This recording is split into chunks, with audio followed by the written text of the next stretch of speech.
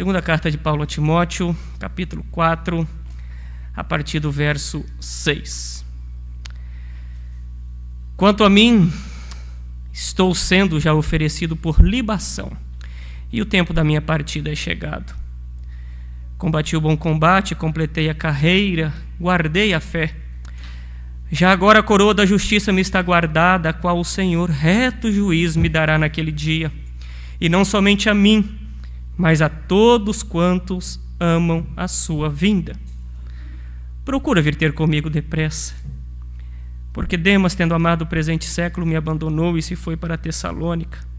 Crescente foi para a Galácia, Tito para a Dalmácia. Somente Lucas está comigo.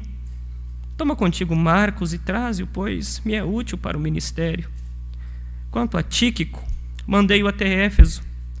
Quando vieres, traze a capa que deixei em Troade, em casa de Carpo, bem como os livros, especialmente os pergaminhos. Alexandre o latoeiro causou-me muitos males. O Senhor lhe dará a paga segundo as suas obras. Tu, guarda-te também dele, porque resistiu fortemente às nossas palavras. Na minha primeira defesa, ninguém foi a meu favor. Antes, todos me abandonaram. Que isso não lhe seja posto em conta. Mas o Senhor me assistiu e me revestiu de forças para que, por meu intermédio, a pregação fosse plenamente cumprida e todos os gentios a ouvissem. E fui libertado da boca do leão. O Senhor me livrará também de toda obra maligna e me levará salvo para o seu reino celestial. A Ele glória pelos séculos dos séculos. Amém. Saúda Prisca e Áquila e a casa de Onesíforo. Erasto ficou em Corinto. Quanto a Trófimo, deixei doente em Mileto. Apressa-te a vir antes do inverno. Eubulo te envia saudações. O mesmo fazem Prudente, Lino, Cláudio e os irmãos todos. O Senhor seja com teu espírito e a graça seja convosco. Oremos. Fonte da celeste vida, manifesta o teu poder, esclarece todo o engano, vivifica o sem alento, faze os mortos renascer. Ilumina-nos, ó Pai. Desvenda os nossos olhos, para que contemplemos as maravilhas da Tua lei. É a minha oração em nome de Jesus. Amém. Esse trecho da segunda carta de Paulo a Timóteo me é muito peculiar no sentido, digamos, de mexer comigo, né? E talvez mexa com todo pastor, né? Como diria um amigo meu, acho que depois que você passa dos 40 ou chega perto dos 50, você fica naquela perspectiva de que você tem mais passado do que futuro, né? Então, enquanto pastor, você já começa a pensar: o que eu, enquanto pastor, fiz? O que eu poderei apresentar às pessoas? O que eu tenho a compartilhar, ou o que as pessoas dirão do lado do meu caixão quando chegar o dia final?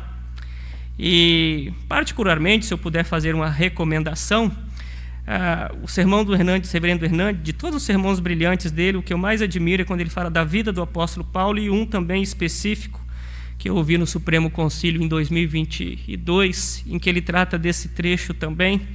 Então, se você quiser uma exposição brilhante das últimas palavras de um pastor, procure lá o reverendo Hernandes Dias Lopes, A Vida do Apóstolo Paulo, ou em 2 Timóteo 4, que você vai encontrar muitos vídeos neste sentido.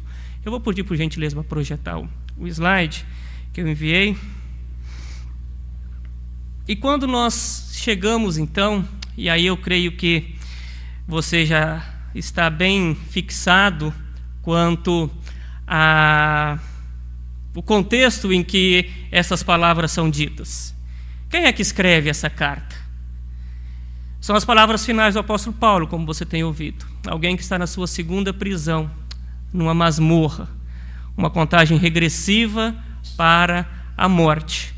Alguém que sabe que a qualquer instante vai aparecer um soldado romano, chamá-lo da cela e vai provavelmente decepá-lo com uma espada. E esse homem que tanto fez pelo cristianismo, se você ler o livro de Atos, por exemplo, talvez ninguém tenha plantado tantas igrejas quanto esse homem plantou. Talvez ninguém tenha pastoreado tantas igrejas quanto esse homem pastoreou. Das 27 cartas do Novo Testamento, 13 cartas não, dos 27 livros do Novo Testamento, 13 são cartas de Paulo. Se hoje nós estamos reunidos aqui, lendo o cânone das Escrituras do Novo Testamento, é porque esse homem, inspirado por Deus, deixou os seus escritos. Este homem, que foi criado aos pés de Gamaliel, um erudito, muito reconhecido na época, que já tinha sido criado também, segundo os historiadores, aos pés da tradição de Hilel, outro sábio também do judaísmo, que ensinou esse indivíduo. Esse homem que escreve e deixa muitos pastores, pastoreia os presbíteros, além dessas igrejas plantadas, ele chora por essas igrejas, envia carta a essas igrejas, e em especial aqui na segunda carta de Paulo a Timóteo, esse filho na fé, que está pastoreando a igreja em Éfeso. O que esse homem tem a dizer? Porque quando a gente chega, nos dias finais, ou na perspectiva dos dias finais, o que é importante? O que afinal importa, ou o que no final das contas, o que importa? No final das contas, o que é importante? E existem muitas pessoas que, se você perguntar no dia o dia final delas, ou o que você acha que é importante, ou o que você gostaria que as pessoas escrevessem, falassem a seu respeito no dia do seu velório, muitos gostariam de dizer assim: ele está se mexendo, Mas, tirando isso, talvez muitos gostariam de dizer: não, diga no meu velório dos meus títulos acadêmicos, a graduação que eu fiz, a universidade em que eu estive, as minhas descobertas científicas, os artigos que eu escrevi. Diga no meu velório quantas construções eu fiz, quantas obras, olha o legado que eu deixei. Diga no meu velório a respeito dos meus talentos, sejam artísticos, musicais, de oratória. Diga no meu velório a respeito dos meus feitos. E Paulo teria muito a dizer. Talvez haveria um discurso enorme a seu respeito. Talvez haveria um folder, um post muito grande a respeito dos feitos desse homem. Onde ele esteve, quais igrejas plantou, o que ele ensinou, a teologia dele, o encontro dele com Cristo. Mas, novamente, no final das contas, o que importa para o crente e para esse pastor no dia final ou próximo à morte? E quando você olha o texto, Paulo vai nos apresentar 3 coisas que são importantes na vida do crente. Na vida daqueles que não seguem a Jesus, sempre haverá outros critérios e outras coisas que são mais importantes. Mas na vida do crente existem 3 elementos, quando você olha aqui para o texto de Paulo, que são muito importantes. E o primeiro elemento importante na vida do crente está descrito aí dos versículos 6 até o versículo 8. Importa em nossa vida nós escolhermos as lutas certas para lutarmos. E que lutas são essas que Paulo nos apresenta, pelo qual ele fez da vida dele? Dá uma olhadinha aí no versículo 6. Quando ele diz combati o bom combate, muito provavelmente a gente vê na figura, a figura militar, a figura da guerra, de Paulo como um soldado no fronte de batalha, mas não é essa a figura que ele tem em mente. Paulo toma emprestada a figura aqui do combate dos jogos que havia na Grécia, muito provavelmente aquela luta daqueles uniformes duvidosos da luta greco-romana. E é isso aqui que Paulo está em mente. Que a vida cristã é uma luta, mas é uma luta em prol ou em virtude do reino. Essa é a luta verdadeira que nós temos que tratar na vida cristã, e esta é a consciência que nós temos que ter quando nós chegarmos no dia final, ou próximo do final da nossa existência, é de que nós combatemos pelo reino. Mas aí ele traz um qualificador aqui, o bom combate. O que é que faz um combate ser bom? O que caracteriza, ou o que fez com que Paulo dissesse que eu combati o bom combate? E aí quando você olha a vida do apóstolo Paulo, quando ele diz, por exemplo, lá no livro de Atos, na sua defesa, diante da sua primeira acusação, diante da primeira prisão dele, que ele faz: importa, ou eu tenho a consciência de que importa que o Senhor me capacitou a anunciar o evangelho aos gentios, e que eu anunciei o evangelho. Essas são as brigas que a gente tem que comprar ao longo da nossa existência. Essa é a briga boa aos olhos de Jesus, e é isso que Paulo tem falado aqui. Eu lutei, eu briguei, eu apanhei, eu fiquei cego, eu tive que repreender pessoas, eu tive que disciplinar membros na igreja de Corinto, eu tive que entregar pessoas a Satanás, como ele vai dizer aqui para frente. Mas não é porque eu sou uma pessoa belicosa, não é porque eu tenho autoridade e sou superior aos demais, não é porque eu quero provar que eu sou o suprassumo da teologia e humilhar as pessoas, não é porque eles me contrariaram nas minhas preferências pessoais e nas minhas picuinhas, mas eu combati o bom combate, e ele foi bom porque o evangelho foi anunciado.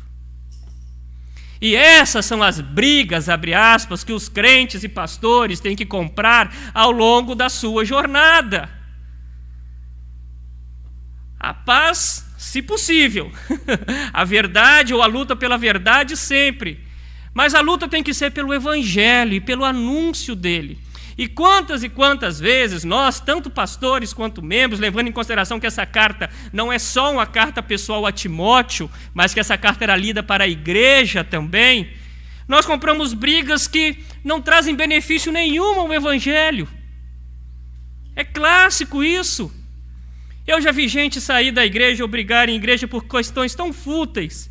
Já vi gente que saiu de igreja por causa de cor de tinta de parede, troca de portão, e sei lá, que mudaram o banco tal do lugar tal, isso não se faz, e arranja questões tão celeumas dentro da igreja por questões tão fúteis, e literalmente arma um combate dentro da igreja, quando na realidade a nossa briga deveria ser pelo evangelho. Contra os principados e potestades, contra as forças dominadoras deste mundo, o príncipe do mal, que procura abocanhar ou derrotar a igreja do Senhor Jesus, inclusive causando divisões dentro dela. Deveríamos lutar pela pureza da igreja, praticando a disciplina, não para humilhar pessoas, mas para restaurá-las, trazê-las à comunhão e fazer com que o evangelho avance. Esse é o bom combate. É o combate que leva a igreja, pastores e membros ao avanço do evangelho. E nada mais. Completei a carreira. E a carreira aqui não é a carreira no sentido nem profissional, que muitas vezes nós pensamos, né, de chegar, mas é a carreira, a figura aqui é de uma maratona. Completei a corrida, segundo as regras, segundo aquilo que o Senhor me deu, na perseverança, e guardei a fé, no sentido da fidelidade ao Senhor Jesus Cristo. Para você escolher as lutas certas, você tem que ter certa noção do passado, do presente e do futuro. Você olha agora, por exemplo, o versículo 7 que eu li, ele olhou para trás. As lutas que eu tive, a carreira, a maratona que eu tracei e que eu guardei a fé. Mas Paulo olha para o presente também. O que está acontecendo para ele no presente? Estou sendo oferecido por libação. E aqui tem dois aspectos interessantes. Paulo toma a figura aqui daquela oferta do Antigo Testamento. Lembra que quando você, na sua leitura anual, chega lá no livro de Levítico e fala ofertas de libação. Essa era a oferta em que o vinho era derramado juntamente com o sacrifício principal. E Paulo traz duas questões aqui muito interessantes. A tradução em português preserva o que acontece na língua original, que é a voz passiva. Então a figura de Paulo, da vida dele sendo derramada diante do altar, em oferta ou como em preparação para um sacrifício maior, que no caso do Antigo Testamento era o sacrifício do Cordeiro, figura do sacrifício de Cristo. Então presta atenção, Paulo não está aqui apresentando um currículo heróico. Olhe para mim, eu me ofereço por oferta, vejam o herói. Não, Paulo está dizendo aqui, eu estou sendo passivamente oferecido por libação. No presente ele enxerga que mesmo as cadeias, mesmo a tortura que talvez ele passasse naquele calabouço, mesmo as humilhações e tudo que vai à frente apontar aqui a partir do versículo 9, não eram fruto do acaso, mas eram segundo a permissão de Deus, e Deus estava no controle de tudo. E o tempo da minha partida é chegado. Existem várias traduções ou várias conotações para essa palavra aí, partida, mas é bem provável que Paulo esteja fazendo a alusão aqui, uma das conotações dessa palavra era a partida de um navio de um porto em direção ao seu destino. Então Paulo está dizendo aqui, a morte para mim, sair dessa cadeia para mim é a minha partida, é o levantar da âncora para eu ir em direção ao meu Senhor. E a partida no presente vai garantir o destino dele no futuro, colocado no versículo 8. Já agora a coroa da justiça me está guardada, na qual o Senhor, reto juiz, me dará naquele dia, e não somente a mim, mas a todos quanto amam a sua vinda. Eu quero que você note aqui duas coisas. O que é a morte para o crente? Ou o que era estar com Jesus? Aí você pode ver as dezenas de passagens de Paulo que fala, para mim o viver é Cristo e o morrer é lucro. Quando ele fala que estar com o Senhor é infinitamente melhor, a figura que ele tem da morte, longe de ser algo tenebroso, algo ruim, um prejuízo aos olhos dele em todas as cartas pelos quais você olharem, Paulo sabia que estar com o Senhor é muito melhor. Paulo, conhecedor do Antigo Testamento, com certeza sabia que preciosa é ao Senhor a morte dos seus santos, e ele tinha isso em mente. E eu quero que você olhe aqui nesse versículo 8, que ele olha um futuro, não apenas olhando para si mesmo, mas olha que bonito. O Senhor, a minha coroa está guardada, mas essa coroa não é somente minha. A coroa é a todos aqueles ou quantos amam a vinda do Senhor. A igreja do Senhor Jesus, ela anseia pela segunda vinda. A igreja do Senhor Jesus não olha para a segunda vinda como aquela mensagem que muitos falam às vezes, não, se puder demorar um pouquinho ainda, né? Eu nem casei ainda, nem paguei a última prestação da casa, eu vou aposentar amanhã. Não, Senhor, não vem não. Não, nós não olhamos desse jeito. Porque quaisquer que sejam as nossas perspectivas no presente, mesmo que você tenha a aposentadoria mais gorda da face da terra, mesmo que você, sei lá, tenha um imóvel para você poder ir para os Estados Unidos e passear na Disney a vida inteira, qualquer coisa, perto da segunda vinda do Senhor, essas coisas são muito pequenas. E o crente, em certo sentido, ele anseia pela morte ou pela segunda vinda de Cristo. Não um anseio depressivo, suicida, mas um anseio do seguinte sentido: Senhor, aquilo que o Senhor tem me dado no presente é muito bom. Eu estou feliz, eu sou contente com o Senhor que me deu, mas sei que isso são apenas prévias de um banquete muito maior e melhor, que é estar com o meu Jesus. E é por isso que o sofrimento, ou quando nós vemos notícias tão tristes, muitos irmãos nossos talvez tenham morrido nessa tragédia do Rio Grande do Sul. Muitos irmãos nossos morrem anualmente, milhares deles perseguidos, sofrendo as maiores perseguições, torturados, degolados e por aí vai, nas formas mais cruéis. E nós olhamos assim, ao invés de falar que pena, nós falamos: o Senhor tomou para si aqueles que são seus, porque como Asaf diz, o Senhor me toma pela mão e me recebes na glória. E mesmo que façam carne moída dos crentes, eles serão restaurados em novos céus e na nova terra com um novo corpo.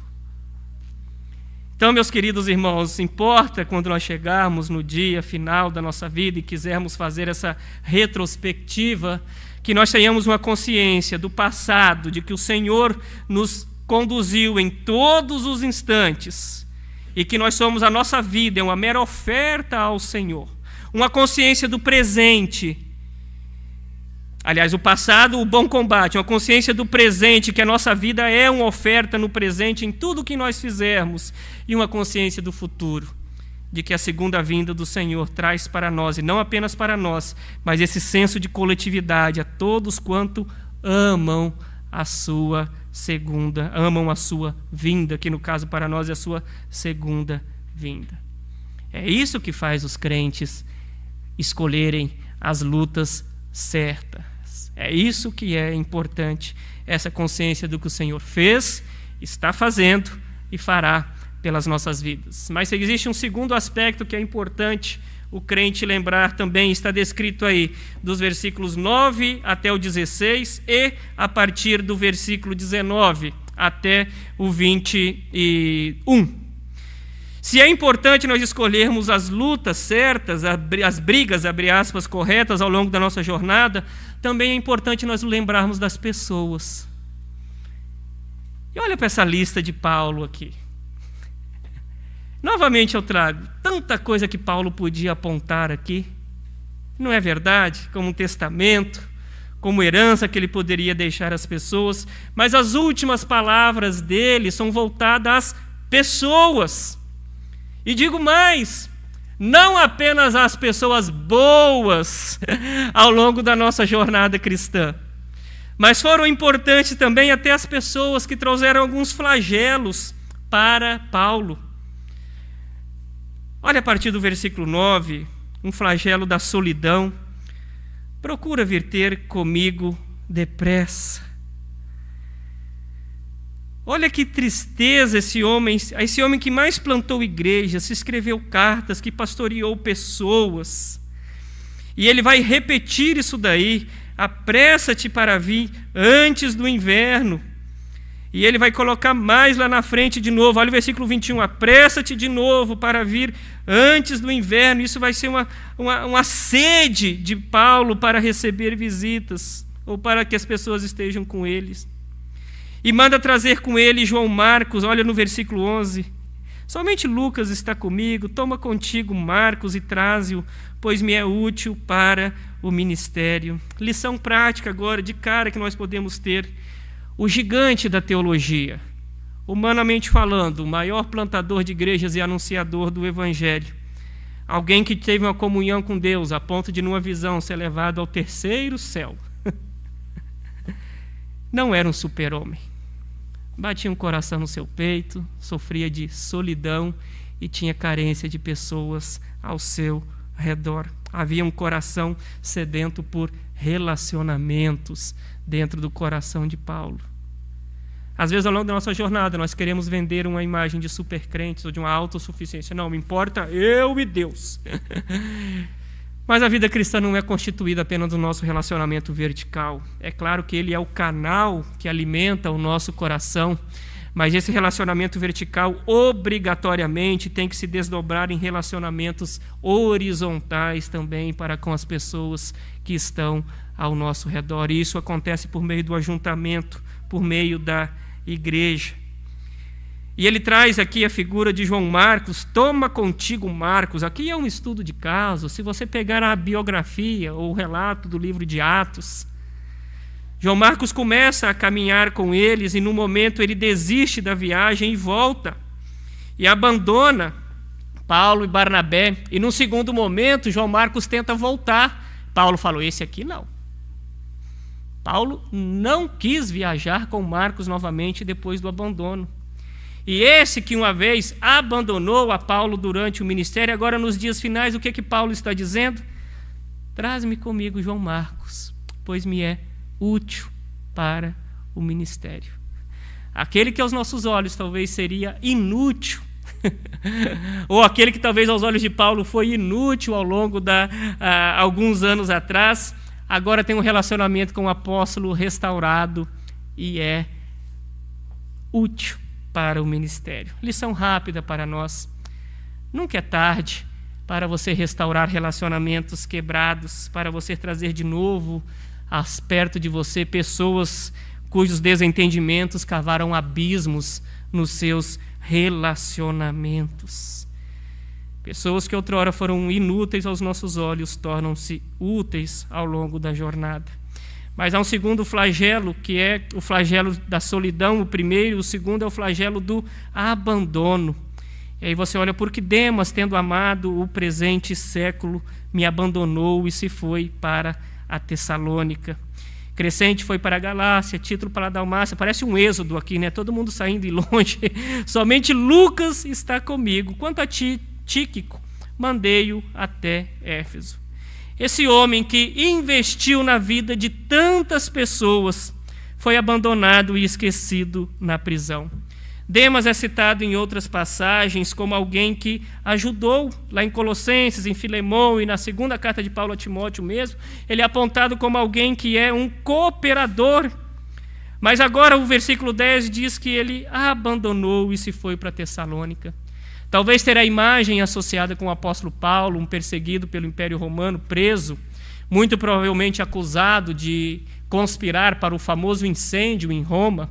Lembre-se que Paulo está preso no contexto histórico de Nero, o maior perseguidor do cristão, aquele que colocava piche nos cristãos e usava ele nas estacas como se fossem postes de iluminação na cidade de Roma. Essa é só uma das torturas. Aquele que matava animais, pegava a pele desses animais, colocava como um vestido nos crentes e jogava eles aos cachorros, por exemplo, para morrerem atacados por cachorros. Não era bom você ser amigo de alguém que era considerado inimigo do império nos tempos de Nero. E Demas muito provavelmente passou por esse caso. Não dá para ter minha imagem associada a Paulo, não. Né? Bora dar um unfollow, né? Lá deixar de seguir Paulo no Instagram, porque isso aqui é uma roubada, ter meu nome associado com esse indivíduo. E aí ele vai, não somente abandono, mas todos esses vão indo cada um para um lado e deixam o apóstolo sozinho. A separação não foi apenas geográfica, mas foi também uma separação espiritual. Que tristeza. E ao longo da nossa jornada, muitos amigos nos abandonarão também. E a ausência de outros irmãos que ele vai colocando não foi um abandono, mas eles não puderam estar porque eles estiveram pastoreando outras igrejas. E aí são escolhas difíceis que você tem ao longo do seu ministério. Crescente, Tito e Tíquico não são indivíduos que abandonaram Paulo no sentido de virar-lhe as costas, mas deixaram-no porque havia ministérios mais prioritários, as igrejas a serem pastoreadas ou plantadas. Ao longo da jornada, nós precisamos muitas vezes abandonar, mesmo com dor no coração, algumas questões pela prioridade do reino. Mas essas pessoas do mal, entre aspas, essas situações do mal, trouxeram um terceiro flagelo, que são as privações, inclusive físicas, quando ele diz aí no versículo 13, traze a capa que deixei em Troade, em casa de Carpo, bem como os livros, especialmente os pergaminhos. O inverno se aproximava, e essa capa era um instrumento bem grosso mesmo, apenas com a passagem para a cabeça que era colocada, e os prisioneiros eram privados disso justamente para aumentar o seu sofrimento. E é por isso que Paulo fala a Timóteo 2 vezes, vem antes do inverno, traz a capa. Porque durante o inverno os mares vão ficar praticamente impossíveis de navegar. Se não chegar antes, durante não vai chegar. E esse homem teria as maiores dores possíveis dentro dessa masmorra. E os servos de Deus ao longo da sua jornada também vão passar por muitas privações, inclusive privações físicas. Um quarto flagelo que as pessoas trouxeram a ele, além da solidão, do abandono e das privações físicas, agora você tem a traição. Alexandre o latoeiro causou-me muitos males. Mas olha que belo, um coração que não é vingativo. O Senhor lhe dará a paga segundo as suas obras. Não sabemos exatamente o que esse Alexandre fez, ele é citado também na primeira carta de Paulo a Timóteo, no capítulo 1, no versículo 20, já em sentido negativo, mas muito provavelmente ele pode ter sido um dos detratores, ou aqueles que entregou o apóstolo Paulo às autoridades para ser preso. Então veja a traição em que muitos colocam ao longo da jornada. Meus amados irmãos, e a nós pastores também, não se enganem. Pastores sofrem e fazem, né, os mesmos males que os crentes passam também. Pastores são alvo de inveja e também são invejosos. Pastores são alvo da falsidade das pessoas ao longo da sua jornada e também são falsos, infelizmente, para com aqueles que estão ao longo da sua caminhada. E as marcas do caminho, as feridas que as pessoas nos trazem, têm a tendência de gerar um amargor na nossa caminhada, não é verdade? Nós corremos o risco de nos tornar pessoas azedas, vingativas, que ficam remoendo, corremos o risco de criar raízes de amargura. Mas quando você olha para o apóstolo Paulo aqui, o Senhor lhe dará a paga segundo as suas obras. Às vezes nós passamos uma vida inteira maquinando vingança, esperando uma oportunidade de dar o troco naqueles que nos feriram ao longo da jornada. E o diabo vai tomando essa oportunidade, vai criando em nós, como dizem os mais antigos, eu gosto dessa expressão, né? A gente vai criando um coração peludo, não é verdade? Que gostam e ficam arquitetando como retomar o poder ou como se vingar daqueles. Mas Paulo fala que o Senhor é quem dá às pessoas ou lhe dará segundo as suas obras, por maior que sejam as traições, por maior que sejam os males que eles tragam. E por fim, das pessoas que trouxeram males a Paulo, existem aquelas que trouxeram a ingratidão. Versículo 17 diz: mas o Senhor me resistiu, me revestiu de forças para que... Aliás, versículo 17, não, perdão, versículo 16 e 17. Na minha primeira defesa, ninguém foi a meu favor, antes todos me abandonaram, que isso não lhe seja posto em conta. Custava você ser testemunha de defesa de Paulo? Custava essa série de pessoas aqui citadas e muitas outras que foram alvo do amor desse pastor, comparecerem diante do tribunal apenas para dar um depoimento favorável? Mas ninguém apareceu. Ninguém. E novamente ele não traz a vingança, que isto não lhe seja posto em conta. Paulo se arriscou pelos outros, mas os outros não são capazes de se arriscar por ele. Mas a boa notícia é que ao longo da nossa jornada não existem pessoas apenas que nos abandonam, que nos traem e que nos trazem privações ou que são ingratas. Paulo olha para aqueles que são gratos. Aí eu quero que você olhe a partir do versículo 19, que essa lista aí das saudações são de pessoas boas, digamos assim. Priscila e Áquila, tão citados, tinham uma igreja na sua casa, estiveram junto com Paulo na plantação da igreja em Corinto, foram grandes cooperadores dele, de Paulo, arriscaram a própria vida, hospedavam as pessoas e trabalhavam. Olha que coisa tão bonita. Onesíforo, citado no capítulo 1, versículos 16 a 18, ajudou muito Paulo ao longo da sua jornada, deixou a cidade e rumou à capital também para vê-lo, mesmo em circunstâncias tão adversas. E ele vai citando, né? Trófimo, deixei doente em Mileto, mas alguém com quem ele tinha bom relacionamento. O que eu quero chamar a sua atenção nessa lista do 19 ao 21 é que, por mais que as pessoas tenham ferido os nossos corações, olhe para aquelas que foram colaboradoras de você ao longo da jornada. Seja grato por quem te visitou, por quem lembrou do seu aniversário, por quem te abraçou, por quem conviveu com você ao longo da jornada. Não fique prestando atenção ou criando raízes de amargura em relação àqueles que te ofenderam, mas é porque na nossa jornada nós somos constituídos, ou a nossa formação, o nosso currículo, digamos assim, é constituído de pessoas que jogam pedras e de pessoas que retiram pedras, de pessoas que causam feridas no nosso coração, mas de pessoas que trazem bênção aos nossos corações também. E o sofrimento, como disse S. Lewis, é uma das maneiras, ou é o megafone de Deus em que Ele nos ensina lições que sem Ele nós não aprenderíamos ao longo da nossa jornada. Pense no nosso Senhor Jesus. Deu a vida por 12, discipulou 12, né? Deu a vida por todos, mas trabalhou com 12. Sofreu as maiores dores. E lá na cruz, só as mulheres estavam aos pés da cruz.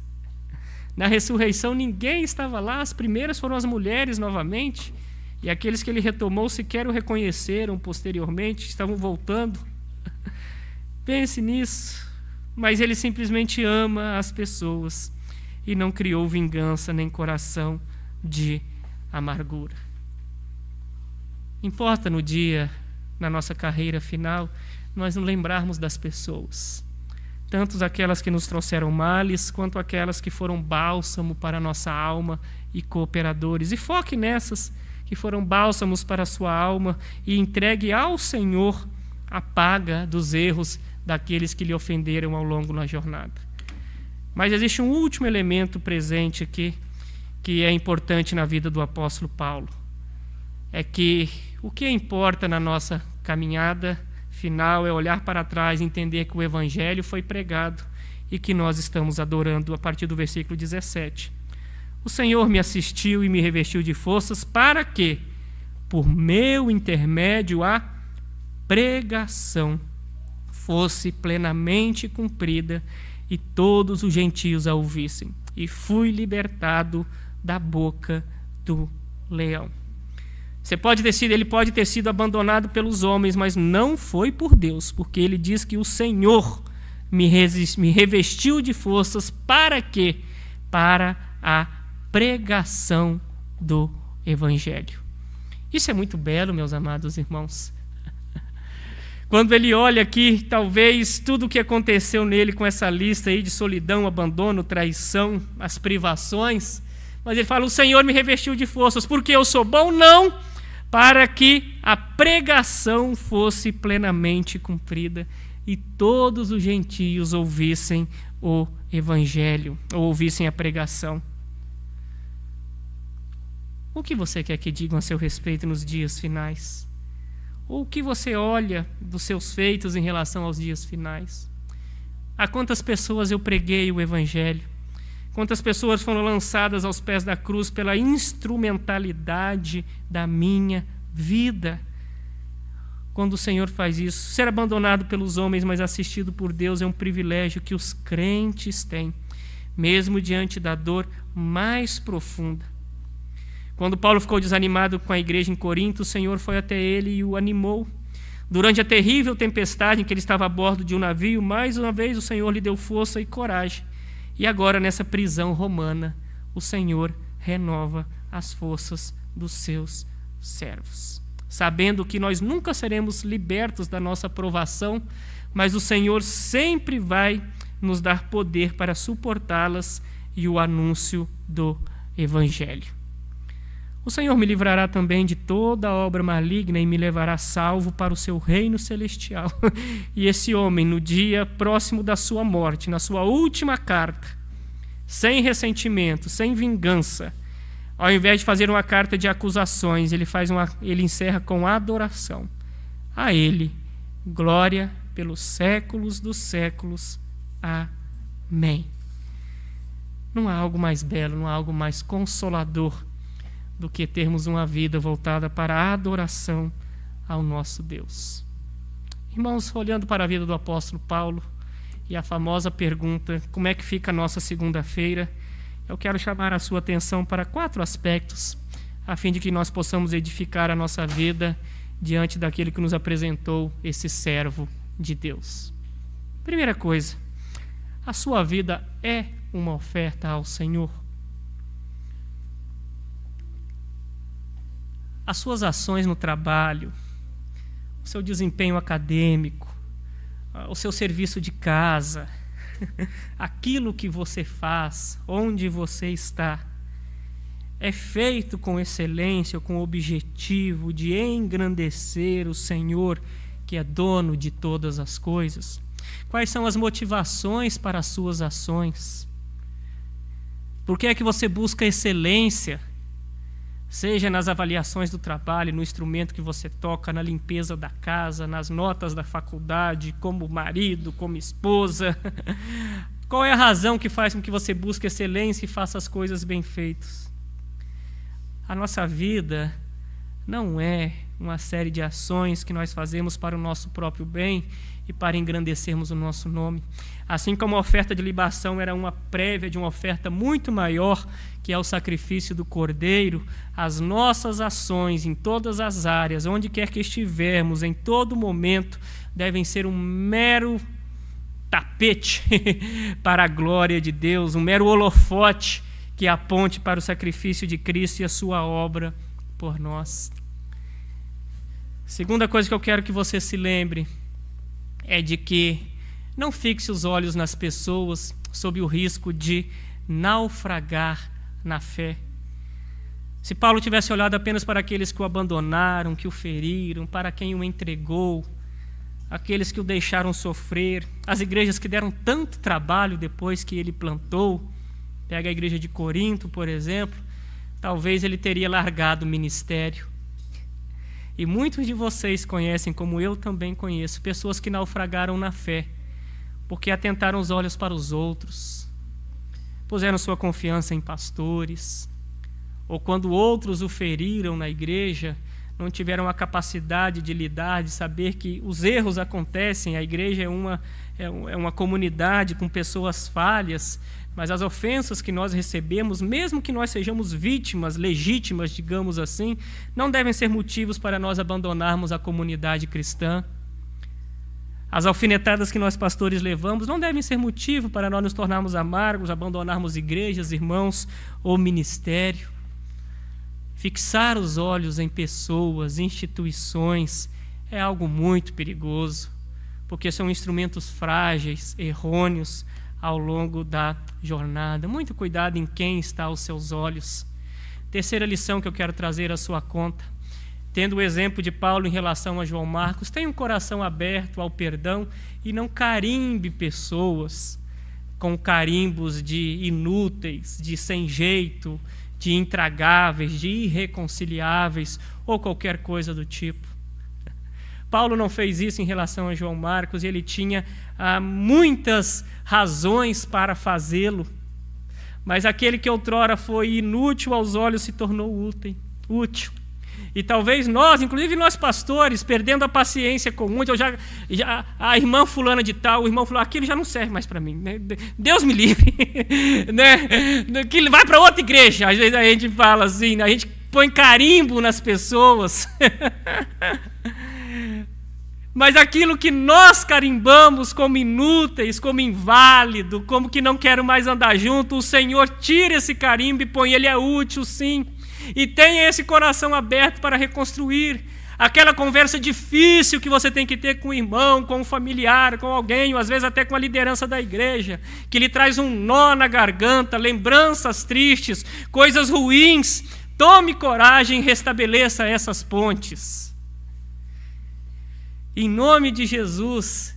E tenha um coração agora não peludo, né, mas um coração liso, alegre, bonito, disposto a perdoar e a caminhar na jornada cristã. Não coloque esses carimbos, porque nós erramos em relação a eles ao longo da nossa caminhada. E nunca se esqueça nas suas provações, que o mesmo Deus que te colocou em provas, como colocou Paulo na masmorra romana, é aquele que revestiu Paulo de forças ao longo da sua jornada. Não se esqueça disso. É a famosa frase, né, que serve para Paulo, para Daniel e para muitos servos de Deus. Daniel não foi liberto da cova, mas foi liberto na cova dos leões. Paulo teve as suas forças revestidas, não sendo liberto da prisão, mas foi na prisão que o Senhor, que ele, né, foi revestido de forças pelo Senhor. Nós vamos passar por aflições como esse grande homem de Deus passou. Mas o mesmo Deus que renovou as forças do apóstolo, renova as nossas forças também, para que nós possamos chegar no dia do juízo final com um lindo currículo, não aos olhos dos homens, mas aos olhos do Senhor, podendo dizer, eu comprei as minhas brigas pelo Evangelho e não pelo meu ego. Eu me importei com as pessoas, não me vingando daquelas que me ofenderam e sendo grato àquelas que estiveram ao meu lado na jornada. E eu chego aqui com uma vida em que eu ofereci como oferta ao Senhor. E eu quero adorá-lo até o último dia e enquanto eu viver. Que esse seja o estímulo para a nossa vida. Em nome de Jesus. Amém.